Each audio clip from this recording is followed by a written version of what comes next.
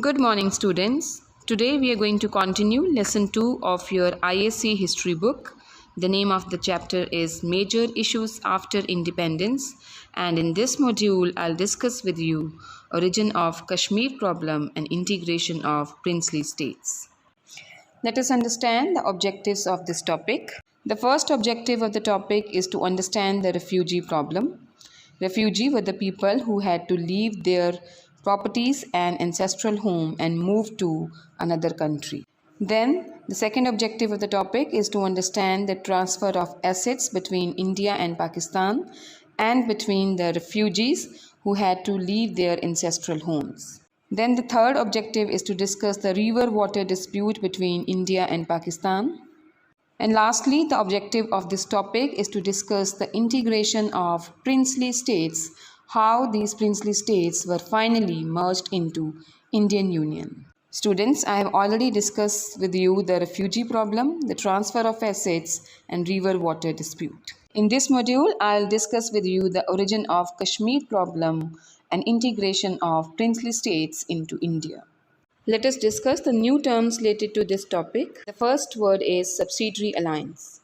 Under the subsidiary alliance, the British would protect the Indian state against any foreign attack or internal revolt.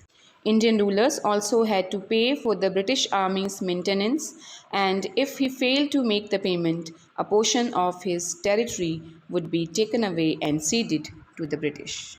So, subsidiary alliance was a weapon with the British to extend their control over the Indian states. According to this treaty, any ruler who had signed this treaty would keep the British troop in his empire, and the payment of the British soldiers would also be done by the Indian king. If he could not pay the salary to the British army, then a portion of his territory was annexed to the British kingdom. In return of this, the British promised that in case of any aggression, British army would protect that particular king who has signed subsidiary alliance with the British government. The next word is princely states. The princely states were areas or regions under the rule of a ruler who was in subsidiary alliance with the British Raj. Students, we have already discussed the meaning of subsidiary alliance. It was a treaty signed between the Indian ruler and the British Empire, according to which the British would protect the Indian ruler in case of any aggression, but the Indian ruler had to keep the British army and pay for the British army. So, princely state is an area that is not directly governed by the British but by a local ruler, which was subject to a form of indirect rules on some matters. In short, princely state was an area which was not directly under the control of the British. Here, the princes or the kings used to rule, but indirectly they were under the control of British as they have to pay an annual tax to the British government, and in their court, British army was placed. The next word is integration. To incorporate into a larger unit or to unite. The next word is instrument of accession. The instrument of accession was a legal document first introduced by the Government of India Act 1935 and used in 1947 to enable each of the rulers of the princely states under British paramountcy to join one of the new dominions of India or Pakistan created by the partition of British India. So, instrument of accession was a legal document which provided the facility to the princely states or the Indian states to join either India or Pakistan at the time of the partition of India. The next word is National Conference Party. National Conference is a regional political party in the Indian Union territories of Jammu and Kashmir and Ladakh. The next word is intruder. A person who enters a building, grounds, etc. without permission. The next term is census. A census is an official survey of the population of a country that is carried out in order to find out how many people live there and to obtain details of such things as people's ages and jobs. Census is conducted after every 10 years and it gives us useful information regarding the people, their occupation, and their age groups. Now let us start our topic. The integration of princely states was a big problem before the Indian government after independence. Students, we have already discussed the meaning of princely states. It is the area which was not directly governed by the British but by a local ruler which was subject to a form of indirect rules on some matters. So, princely states were not directly under the control of the British government, but as they had to keep the British army in their court and had to pay an annual tax, so they were indirectly controlled by the British government. After the independence of India, one of the major problems that India faced was how to integrate or join these princely states with Indian Union. During the British rule, there were about 565 princely states covering an area of 7,15,964 square miles, and according to 1941 census, inhabited by 9,31,82,233 people. At the time of British withdrawal, 565 princely states were officially recognized in Indian subcontinent apart from thousands of zamindari estates and jagirs. In 1947, princely states covered 40% of the area of pre-independence India and constituted 23% of its population. Students, on your screen you can see the map of India before independence. The area which are shown with the pink color were the British provinces which were directly controlled by the British government, and the area which is shown with the yellow color were the princely states. Here you can see Jammu and Kashmir, Gilgit, Balochistan, the Punjab states of Patiala, Nabha, Jind, that is Pepsu, then Rajasthan. Here you can see central India, Gwalior, central Agra, Hyderabad, Mysore, Madras states, some part of central provinces here also. They were the princely states which consisted of 23% of the population and 40% of mainland of India before independence. These princely states, which covered 23% of population and 40% of pre-independence India, were the bellmark of the British power. Students, here bellmark means defensive wall. As they were loyal to the British government, so they were the defensive wall for the British Empire in India. But none of them enjoyed the attributes of independent sovereignty. Though these princely states were not directly under the control of the British government, but they were not sovereign, they were not independent, as they had to keep the British army in their court, and they were also responsible for paying the salary to the British Empire. Along with it, they had to pay annual tribute or annual tax to the British government, and if they failed to do so, their kingdom could be annexed anytime. After independence, there were two alternatives left before the princely states: either join India or Pakistan, or to maintain their own independent status like before, according to the Indian Independence Act of 1947. The Indian Independence Act of 1947 provided two options for the princely states. The first option was they could join either India or Pakistan, and the second option was they could still remain independent as they were before the independence of India. Students, this provision of the Indian Independence Act of 1947 was a controversial one because it created the problem of integration of princely states into India. Many states wanted to remain independent, and this was a big problem for India, that how to integrate these small parts into India. Sardar Vallabh Patel, famously called as Sardar Vallabhbhai Patel, now headed the new States Department, which was created on 5 July 1947. Vallabhbhai Patel became the first Home Minister of independent India. Most of the princes surrendered the defense, communication, and external affairs which they had never enjoyed in reality. Out of the 565 princely states, most of the princely states surrendered their defense right, communication, and external affairs to India, which they have never enjoyed because even before independence, these three departments were controlled by the British government. Of the princely states, when British entered India, there were 565 princely states in India. Mainly, the bigger states were Chitral, Dasu, Swat, Dheer, Balaipur, Lakki Marawat, Deccan, Fr Dikavan, North Waziristan, South Waziristan,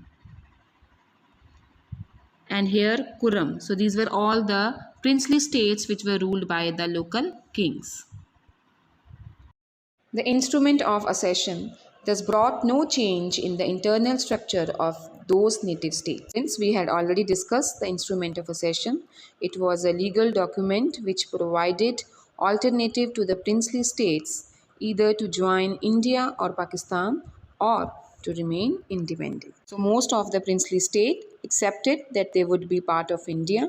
So by adopting the instrument of accession to Indian Union, there was no change in the internal structure of those native states or princely states. After a long discussion by August 1947, all the native states or princely states except Jammu and Kashmir, Junagadh and Hyderabad signed the instrument of accession to become a part of Indian Union. So leaving the three princely states which were Jammu and Kashmir, Junagadh and Hyderabad, rest all princely states decided to be a part of Indian Union, and in August 1947 all the princely states signed instrument of accession. Friends, this map on your screen clearly depicts the full story of partition and the problem of princely states. Here you can see green color and orange color. The orange color here depicts India, the green color depicts Pakistan, West Pakistan and East Pakistan. The area shown with the dark orange color show the area of India which was to be partitioned like Punjab, and in this side Bengal. The dark green color shows the area which Pakistan has got, like from Punjab side Pakistan got West Punjab and India got East Punjab. In Bengal, Pakistan got East Bengal, which later became East Pakistan, and India got West Bengal, which is our present day state. The yellow line shows the movement of Hindu and Sikh refugees from Pakistan to Punjab and Gujarat, and from East Pakistan to Assam and Bengal, the West Bengal. And the green line shows the movement of Muslim refugees from India to Pakistan, and here from India you can see the movement going to East Pakistan. The grey color depicts the problem of princely states which decided that they would not be a part of India or Pakistan. These were in India, Kashmir, Hyderabad and Junagadh. And in Pakistan also there were two states like Kalat and Gwadar, which were ultimately taken by the Pakistan government in 1949 and 52. Here you can see a black line which depicts the Red Cliff line that was an official border between India and Pakistan. So this map clearly shows that how India and Pakistan was decided and which states decided not to be a part of both the states. Let us discuss about the Nawab of Junagadh, who decided not to sign the instrument of accession with Indian Union. The area which is shown with the red color is the Junagadh, which at that time was a princely state. If you see now the present day map, it is there in Gujarat. The Nawab of Junagadh expressed his desire to join Pakistan, though a large number of Hindus lived there. The Hindus strongly opposed the decision of the Nawab and set up a temporary independent government there. The Nawab fled to Pakistan in 1948, and on the request of the people of Junagadh, the administration of Junagadh was taken over by the government of India. So, in Junagadh, on the request of the common people, the integration process was carried out by the government of India. As majority of the people of Junagadh were Hindu, but its ruler was Muslim, so he wanted that Junagadh should be merged with Pakistan. As the local people did not want it, so on the request of the people, the administration of Junagadh were carried out by the Indian government in 1948. The next princely state which decided not to be a part of Indian Union was Hyderabad. The most ambitious prince, the Nizam of Hyderabad, declared to remain independent from the date of transfer of power. When transfer of power was given by the British government to the Indian, at that time only the Nizam of Hyderabad decided that he would remain independent and Hyderabad would not be integrated into Indian Union. The Hindus of Hyderabad also revolted against the Nizam. The adamant attitude of Nizam compelled the government of India to interfere and apply force. Like Junagadh, in Hyderabad also the local people wanted that their state should be merged with Indian Union. As the ruler was Muslim, so he wanted that Hyderabad should not be integrated into Indian Union and it would remain independent state. The first Home Minister of India tried to convince the Nawab of Hyderabad that Hyderabad should be integrated with the Indian Union. But when he did not accept this offer, then on the request of the common people, military was sent in Hyderabad so that Hyderabad could be integrated with Indian Union. So the Indian army was directed to take action and within 5 days, the Indian army took complete control of Hyderabad. In 1948, Hyderabad became a part of Indian Union. With the interference of the Indian army in Hyderabad on the request of the common people, Hyderabad was merged into Indian Union and it became a part of Indian Union in 1948. Now let us discuss the third princely state, Kashmir, which decided to remain independent at the time of independence of India and Pakistan. The most important trouble spot was Kashmir. The 90% Muslim population of states was ruled by a Hindu Maharaja, Hari Singh. Here in Kashmir, the scene was totally opposite to Junagadh and Hyderabad.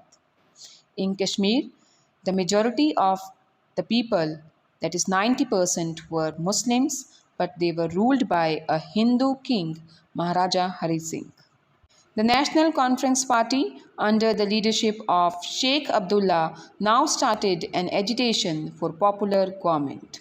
Students' National Conference Party was a political party in Jammu Kashmir and Ladakh, which was fighting against the rule of Maharaja Hari Singh. As Muslims were in majority, so the National Conference Party, under the leadership of Sheikh Abdullah, wanted a popular government which was headed by the Muslim people. The Pakistan government signed a temporary pact with the ruler Hari Singh, but very soon Hari Singh became disturbed due to behavior of the Pakistan government. After the independence of India and Pakistan, as being independent state, Hari Singh, being the ruler of Kashmir, signed a temporary pact with the government of Pakistan. But very soon, Hari Singh was not happy with the government of Pakistan.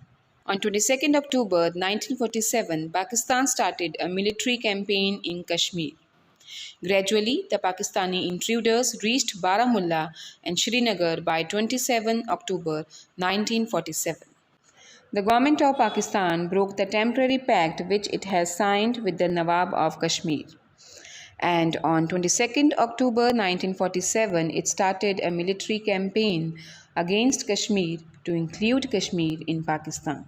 Pakistani intruders reached till Baramulla and Srinagar by 27 October 1947.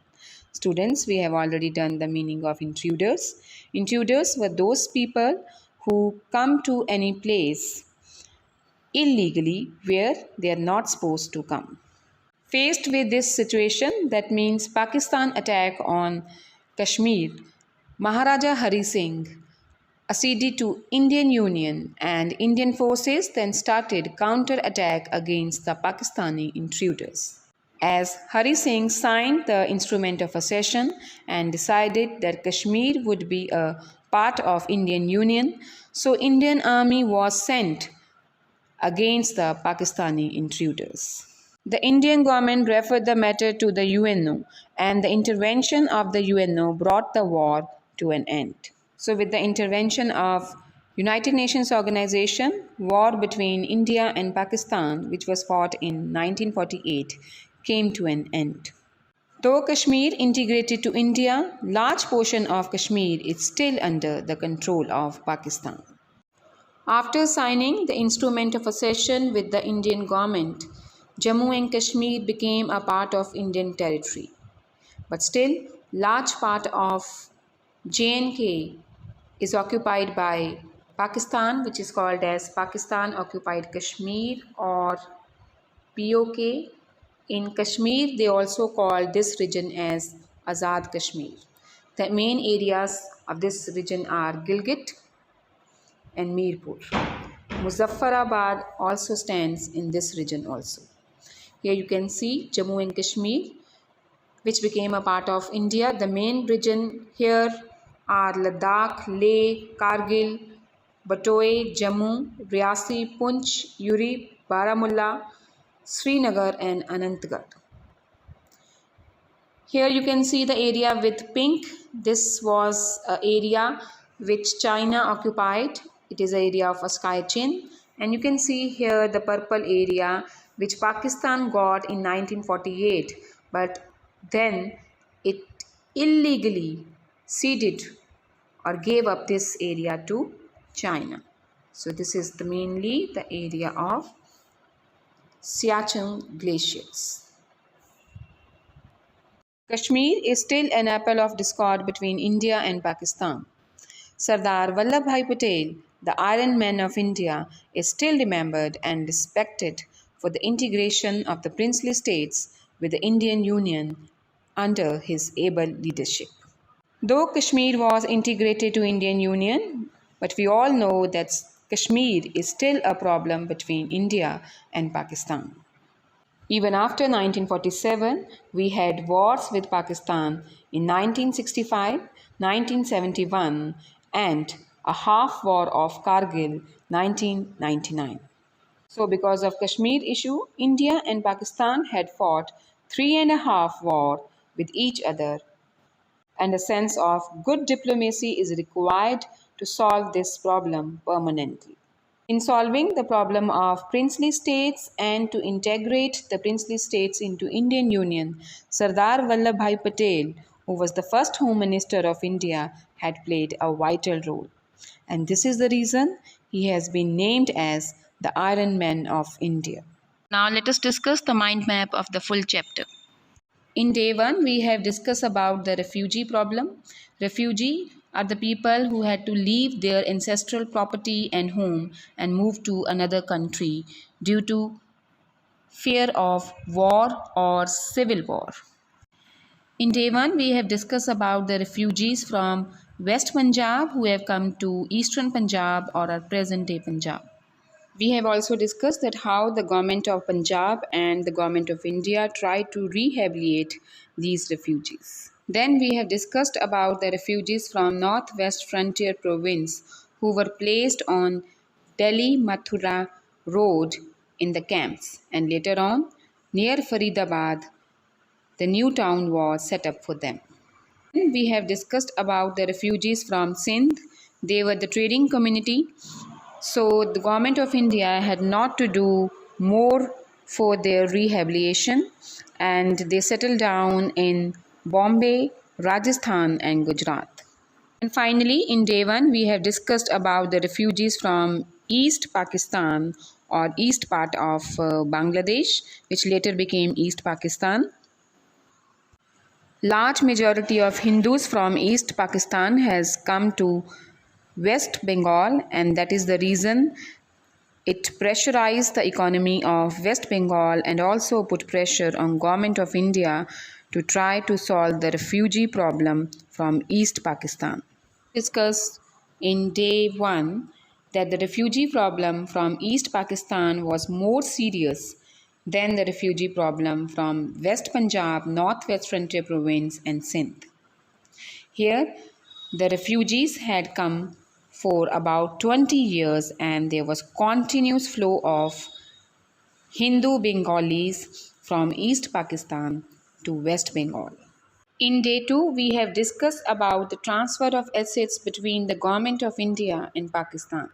In this module, we have discussed the decision was taken about transfer of assets between India and Pakistan into 4:1 ratio. That means after every 5 gold bars, 4 would go to India and 1 would go to Pakistan. We have also discussed about the transfer of assets of evacuee people. Students, evacuee people were those people who had to abandon their home and their ancestral property and move to another country.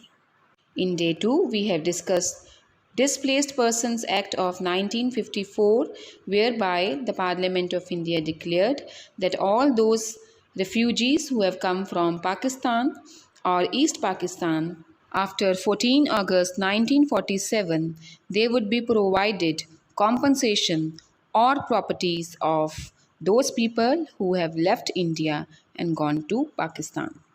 Then in day 2, we have discussed the river water dispute between India and Pakistan.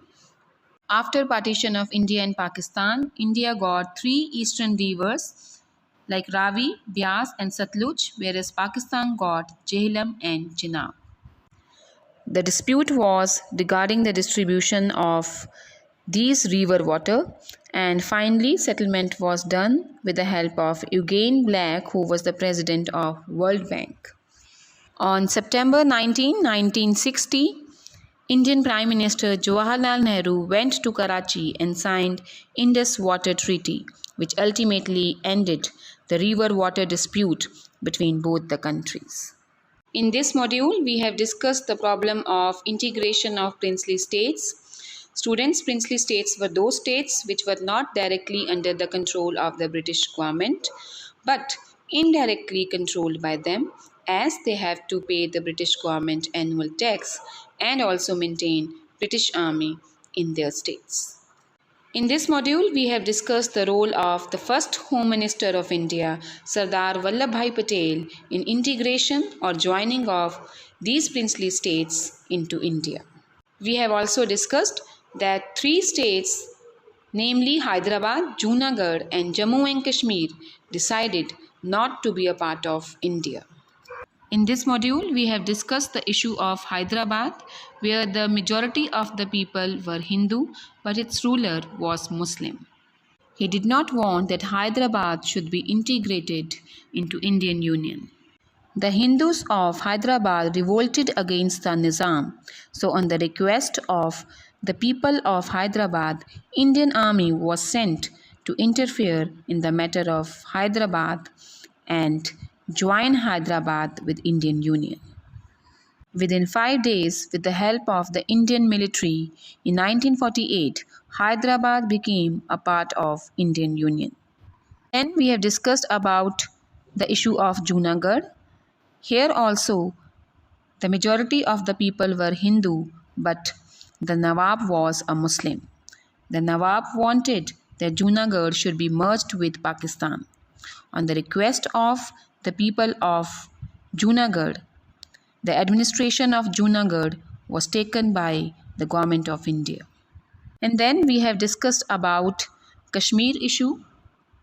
Here 90% of the people were Muslim, but the leader was a Hindu ruler, Hari Singh. We have discussed that Pakistan army attacked on Jammu and Kashmir on 22nd October 1947. Hari Singh signed Instrument of Accession and decided that Kashmir would be part of India.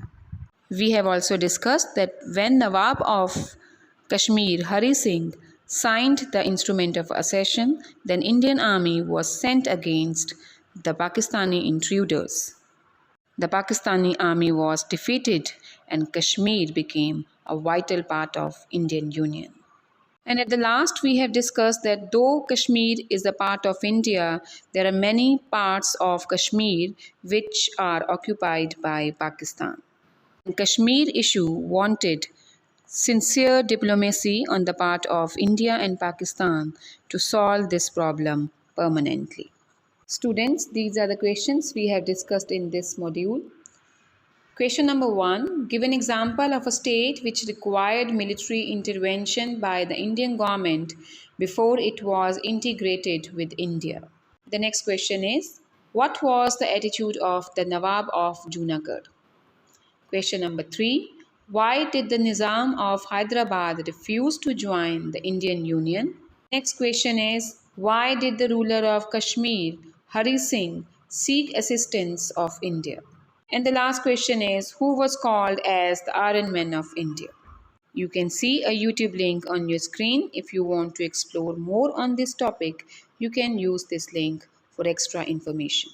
With the help of this explanation and internet, you are advised to make notes of this chapter. We will meet you in next session. Till then, have a nice day.